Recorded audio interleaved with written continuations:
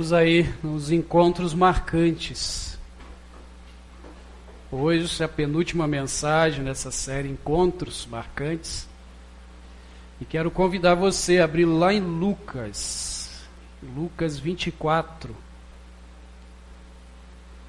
A partir do verso 13, mas eu vou ler o verso 15 a 21. Então você deixa aberto, deixa ligado lá. E a gente vai, desses 20 versículos, caminhar aí. Eu vou ler só do verso 15 ao 21.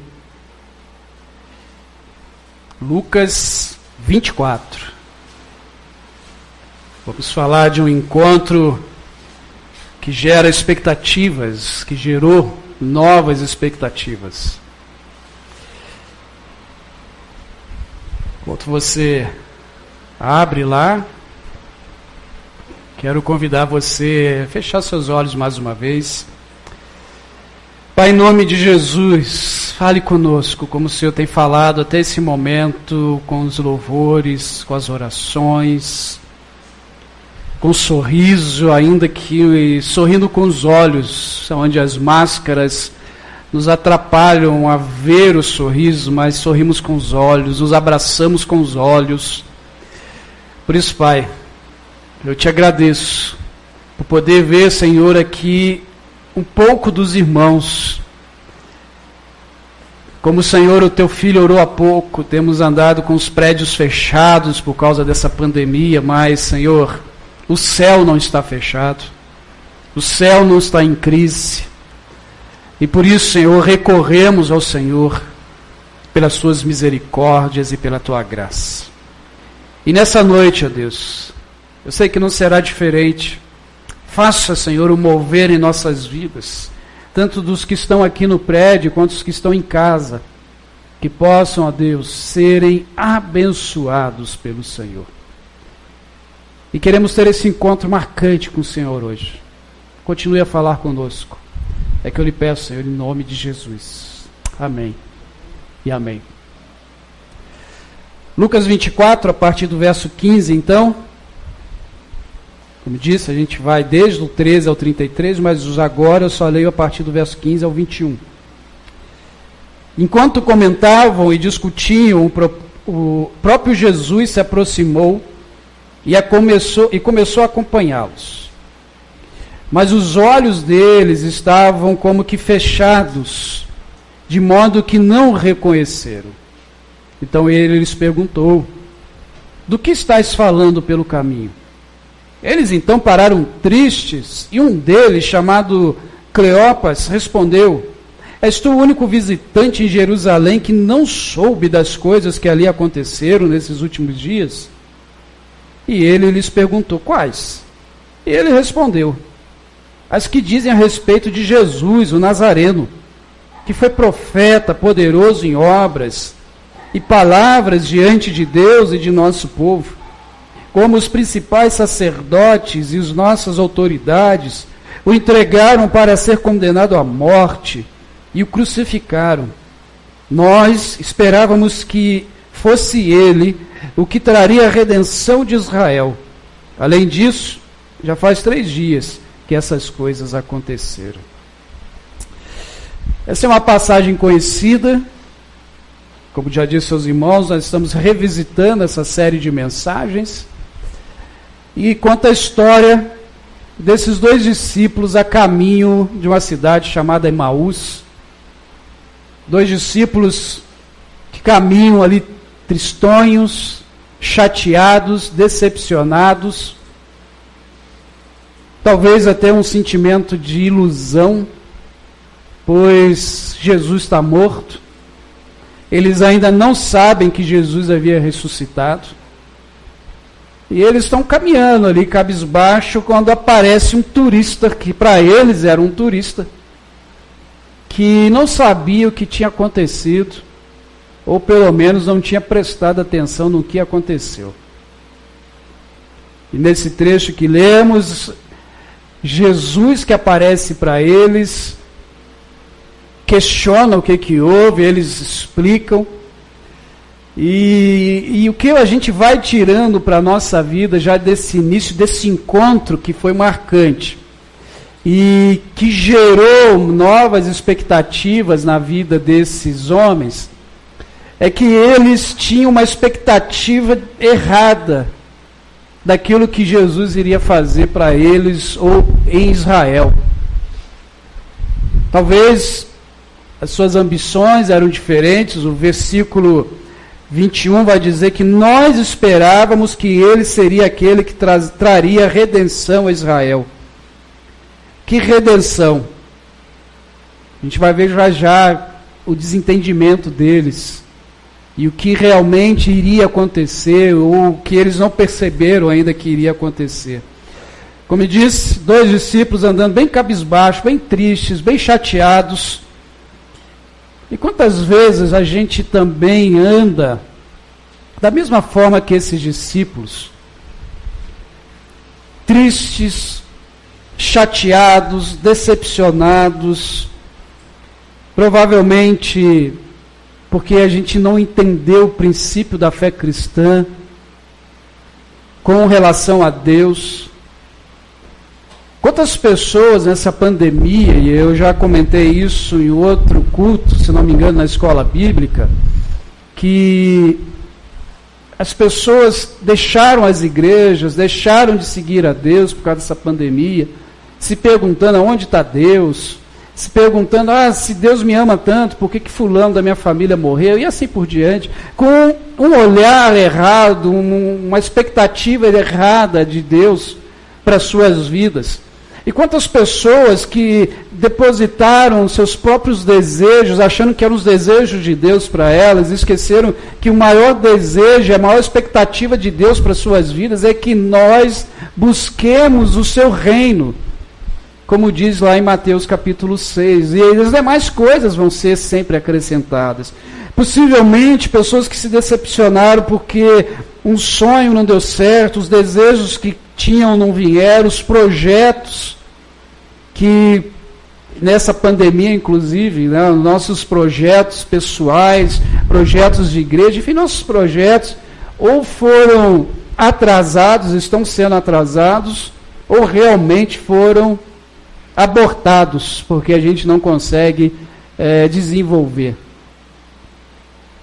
Pessoas que têm um sentimento, que tomam seus corações de tristeza, como desses 2 discípulos, que tão decepcionados com o que aconteceu, que resolvem voltar para a antiga vida. Para nós termos uma ideia, ou relembrarmos, Jerusalém era uma cidade que naquele tempo de Jesus tinha ali em torno de 55 mil habitantes. Era uma cidade relativamente grande para aquele tempo, mas que na Páscoa ela chegava a passar de 250 mil pessoas ali, visitando a cidade, indo para a festa da Páscoa. E Emaús era uma cidade pequena, sem muita expressão, e que ficava a 11 quilômetros de distância de Jerusalém. Para nós hoje, 11 quilômetros é pouco. Comentava com os irmãos que uma das casas que nós levamos as cestas de alimentos, a gente anda 15 quilômetros para chegar aqui dentro de Maringá. 15 quilômetros. É uma viagem. De carro é rápido. A gente não sente. Agora, a pé ou no lombo de cavalo, como era naquele tempo, é demorado. E eles estão voltando para a antiga vida, voltando, porque estão frustrados. E por que a gente se frustra? Por que a gente se decepciona? Por que tem pessoas que estão decepcionadas com Deus? Possivelmente porque nós colocamos as nossas expectativas sobre as pessoas, ou o próprio Deus, e expectativas que são nossas. Não foi Deus que falou, não foi a pessoa que falou.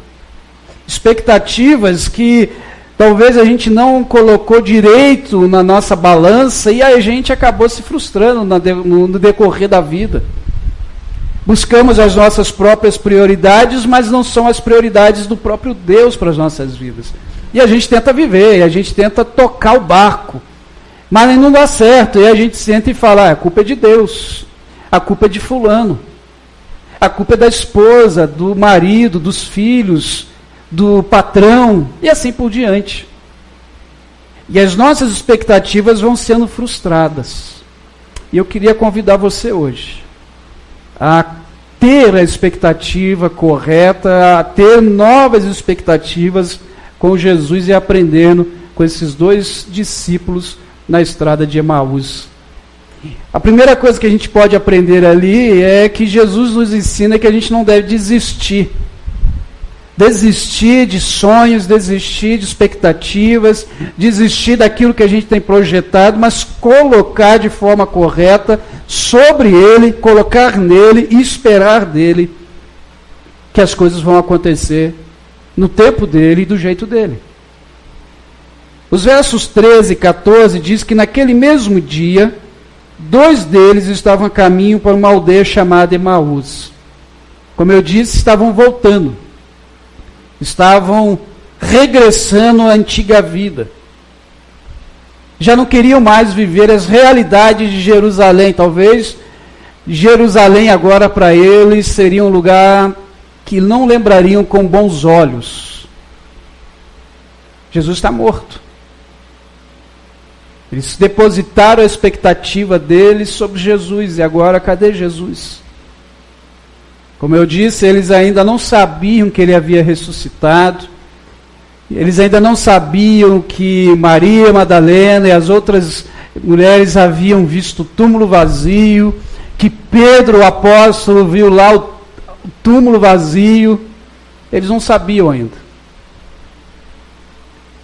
Sabe, tem tempos na nossa vida que a gente não quer mais viver Jerusalém. Existem momentos na nossa vida que a gente parece que não quer mais viver as expectativas de Deus. Porque a gente foi ferido, algo não foi bem sucedido, parece que a gente já não sente mais o prazer de vivenciar o poder de Deus.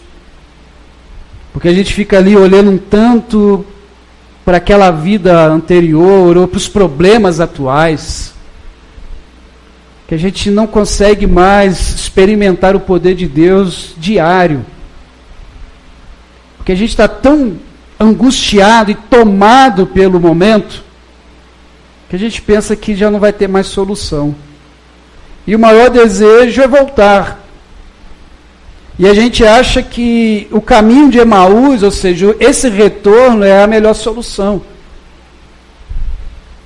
Eu costumo pensar nisso e chamar de complexo do Egito, que é quando os filhos de Deus, o pessoal, os hebreus, enquanto estavam ali no Egito, escravos, e Moisés vai até eles, e Moisés diz, eu vou libertar o povo através de Deus, e Deus liberta o povo, e eles vão pelo deserto afora, e Deus vai sustentando o povo, Deus vai dando alimento para o povo, mas lá no Êxodo 16:3, parece que tem um sentimento de voltar para o Egito. E lá diz assim, e disseram os filhos de Israel, quem nos dera tivéssemos morrido pela mão do Senhor na terra do Egito, quando estávamos sentados juntos às panelas de carne e comíamos pão a fartar, pois nos trouxeste esse deserto para nos matar de fome.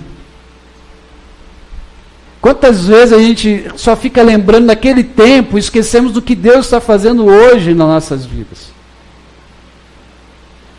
Quantas pessoas que não tiram, eu entendo, não tiram a dor do desemprego, da falta do alimento, porque isso não tem explicação nesse tempo de pandemia. Mas e o sustento que Deus traz, o cuidado de Deus? A gente olha para aquele tempo antigo e esquecemos do que Deus tem feito hoje na nossa vida.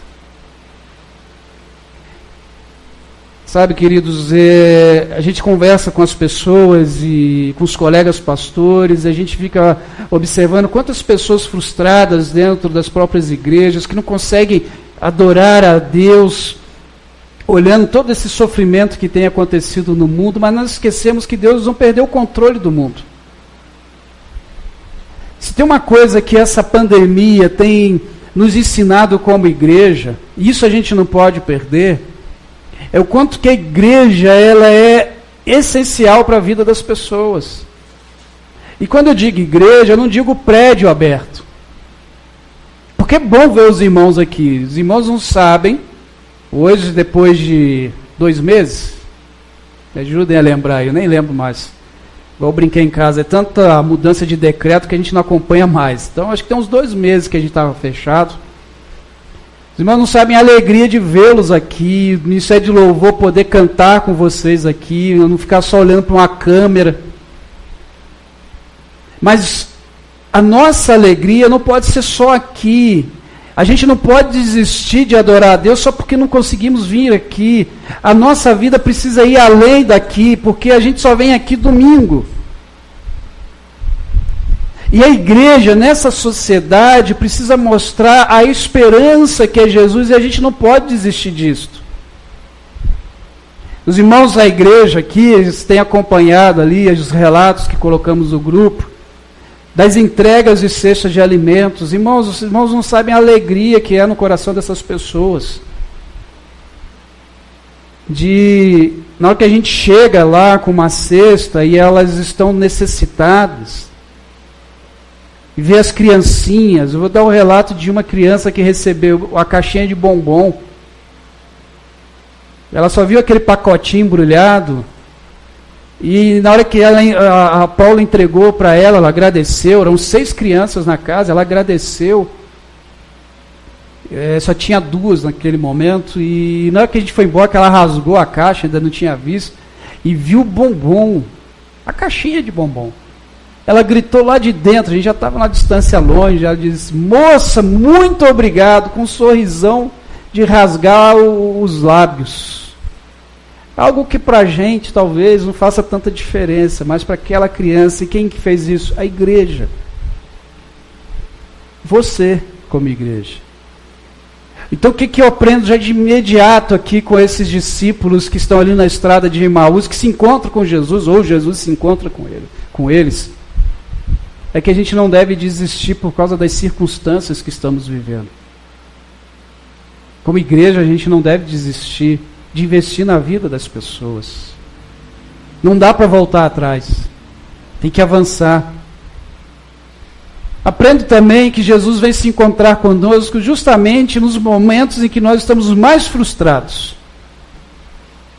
Ele senta do nosso lado. Sabe aqueles momentos que você acorda meio azedo, sei lá como que você acorda, mas você está frustrado, você está chateado, você não quer conversar com ninguém. É nesses momentos que ele quer sentar com você e perguntar: o que está acontecendo? O que houve?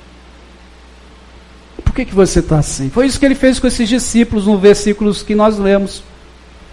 Quando ele perguntou para os discípulos: o que aconteceu? Aí Cleopas responde: tu é o único que não sabe.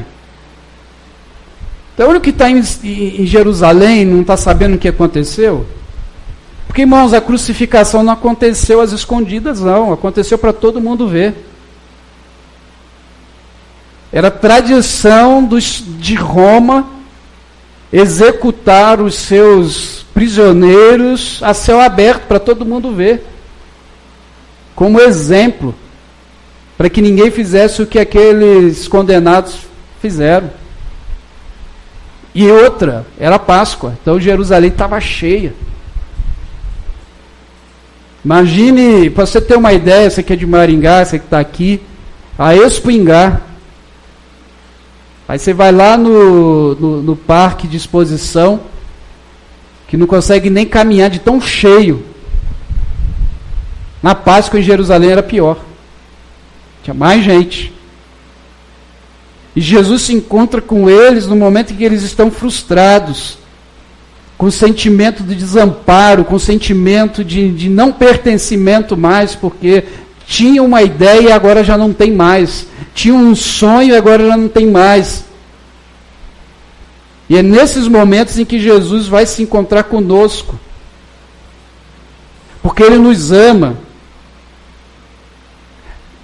E muitas vezes Ele veio se encontrar justamente porque a nossa frustração foi gerada por um pensamento equivocado da situação que estamos, porque para eles, o Messias seria aquele que ia entrar com um cavalo branco, punhando uma espada e cortando o pescoço, e salvando Jerusalém, salvando os hebreus das mãos dos romanos.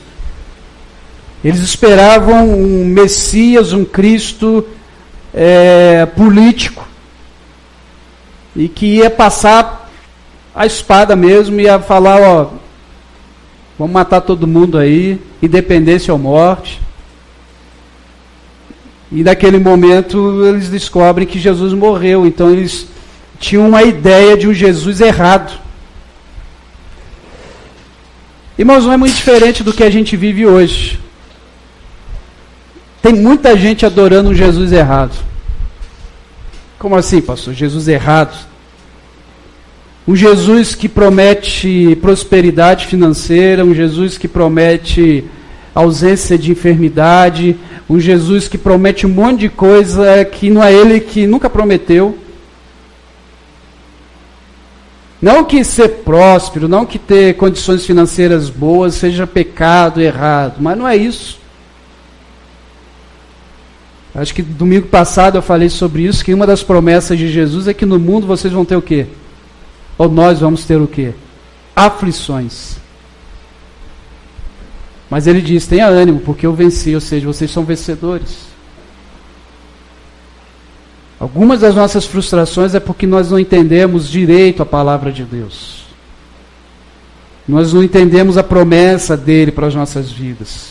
Os projetos dele para nós. Mateus 16, 21 diz que desde aquele momento Jesus começou a explicar aos discípulos que era necessário que ele fosse para Jerusalém e sofresse muitas coisas nas mãos dos líderes religiosos, dos chefes dos sacerdotes e dos mestres da lei, e fosse morto e ressuscitasse ao terceiro dia. Olha bem como que eles não entenderam e por isso estavam frustrados, como que a expectativa deles pessoal ofuscou a mensagem de Jesus para a vida deles enquanto ministério dele. Aliás, eles dizem assim, olha, nós esperávamos um Messias, um Cristo que ia nos libertar, nos remir, nos libertar, nos tirar das mãos de Roma. Mas já fazem 3 dias que ele morreu. Em Mateus 16 que lemos, Jesus explica que no terceiro dia ele ia ressuscitar. Ou seja, eles estavam vivendo o terceiro dia. A frustração os cegou a um ponto deles não perceberem que eles estavam vivendo o tempo da alegria e não mais o tempo da frustração. Não o tempo mais da tristeza. Nós muitas vezes passamos momentos tristes, momentos de frustração, de angústia, porque nós não entendemos a palavra de Deus. O que ele traz para nós como expectativa de vida. Irmãos, essa semana passada, eu conversando com uma pessoa sobre a pandemia e a gente falando da vacina e que não vejamos a hora de todo mundo for vacinar e ver essa igreja de novo cheia, como estava lá em março, antes da pandemia, e ver a garotada correndo para buscar cadeira, porque tem gente lá fora em pé.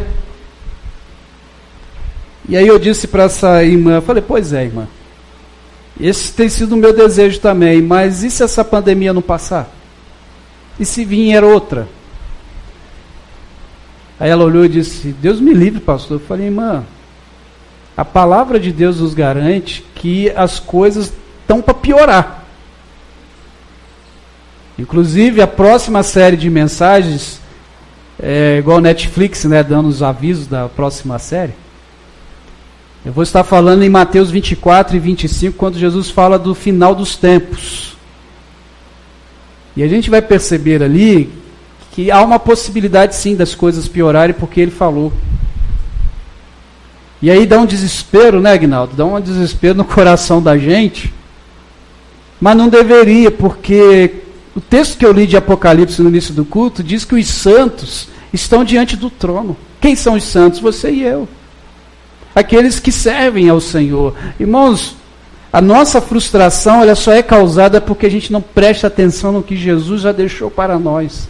E está na sua palavra.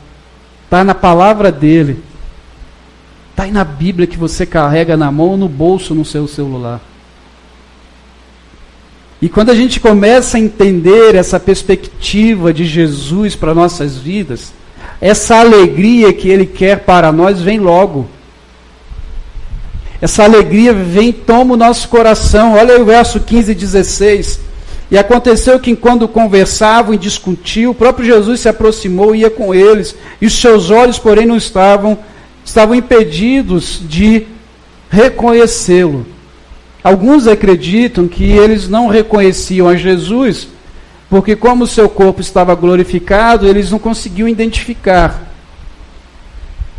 Não tem muita explicação no texto sobre isso, só diz que eles não reconheciam Jesus. Talvez, isso é teoria minha, pensamento meu, a frustração deles com tudo o que aconteceu foi tão grande que eles não conseguiram reconhecer quem estava do lado deles.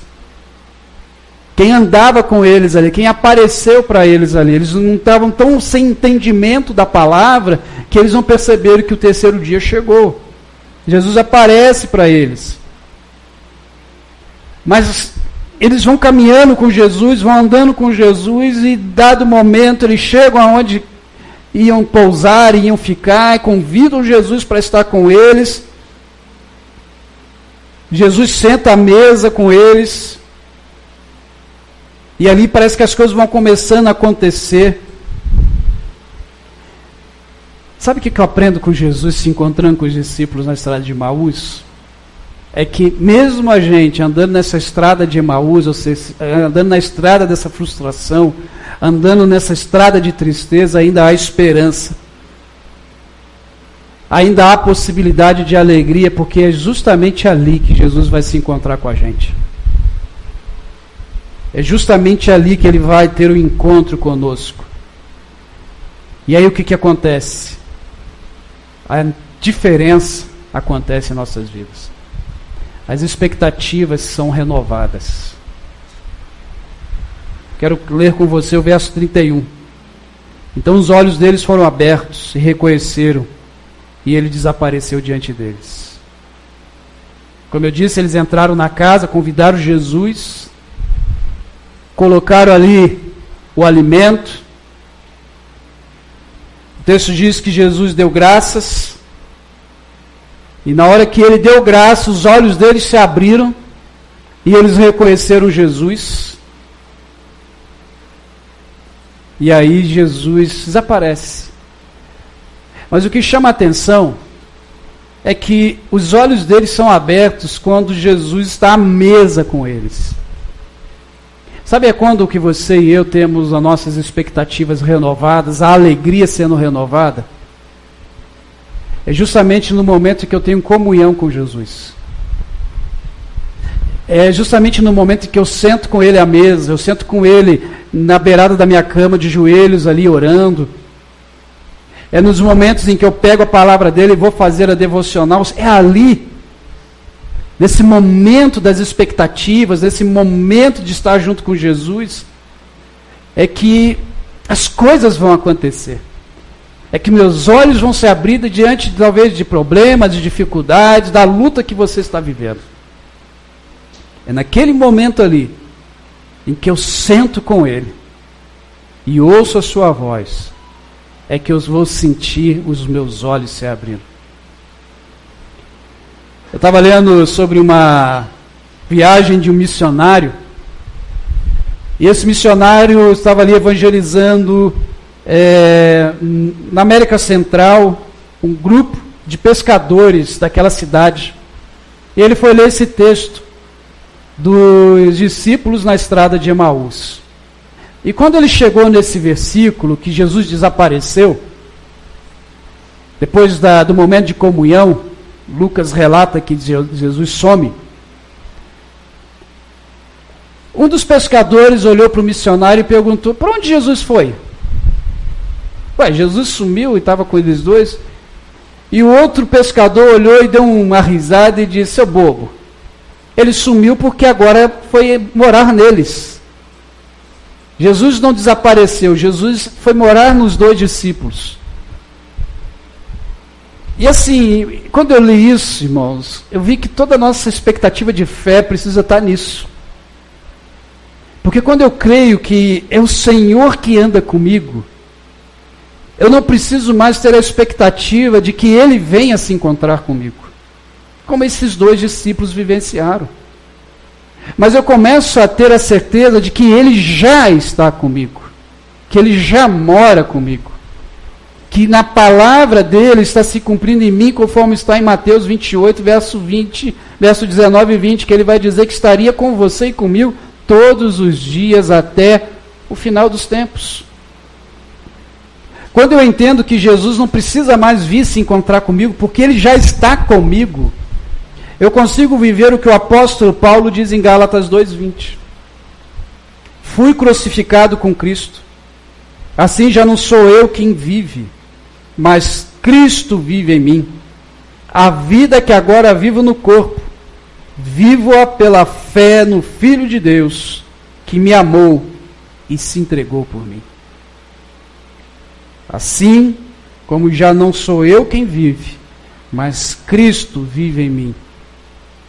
Ele não desapareceu, Ele está entre nós, Ele está conosco, Ele está com você. O Senhor, Ele nos renova as expectativas todos os dias. Ele renova em você, para que você não precise ter os dias de frustração. E se tiver, e se acontecer os dias de frustração, Ele vai se encontrar com você no seu momento de oração, no seu momento de devoção, porque Ele já está com você. Ele quer renovar as suas expectativas hoje. Ele quer renovar a sua vida hoje. Ele quer renovar em você aquilo que talvez está se apagando. Aquela chama que talvez possa estar se apagando. Diante de tanto sofrimento, de tanta dor, de tanta palavra negativa que a gente encontra hoje nas mídias. Mas saiba que Ele te ama, que Ele cuida de você e que Ele está com você agora. Vamos orar. Ó Pai, eu quero agradecer ao Senhor pelo Teu cuidado, pelo encontro do Senhor nos momentos mais difíceis da nossa vida. O Senhor está ali conosco. O Senhor não leva em conta a nossa timidez, a nossa forma de pensar, talvez pequena.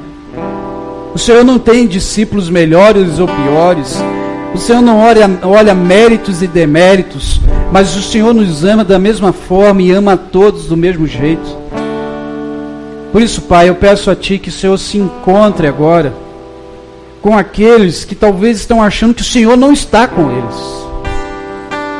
Mas que agora, Senhor, os olhos sejam abertos, os ouvidos sejam abertos, as mentes, ó Deus, sejam abertas para encontrar-se com o Senhor. Abençoe, Senhor, os Teus filhos e filhas que estão aqui nesse momento no prédio e aqueles que estão em casa, porque o Senhor não se limita a espaço, o Senhor não se limita a tempo. Aqueles que assistem o culto hoje ou em qualquer outro dia do mês, da semana ou do ano, visite, ó Deus, com o Teu poder e a Tua glória, e que expectativas sejam renovadas, vidas sejam transformadas, e que não sejamos mais, Senhor, do jeito que éramos, mas sim, ó Deus, renovados, alegres, felizes por estarmos na Tua presença. Ó Deus, abençoe o Teu povo, derrame a Tua misericórdia, e que a cada dia, ó Deus, nos encontremos com o Senhor, com encontros marcantes, encontros que mudam a nossa vida. É assim que eu oro e agradeço a Ti, em nome de Jesus. Amém e amém. Que Deus nos abençoe. Tenha uma ótima semana. Cada um dos irmãos aqui, você em casa.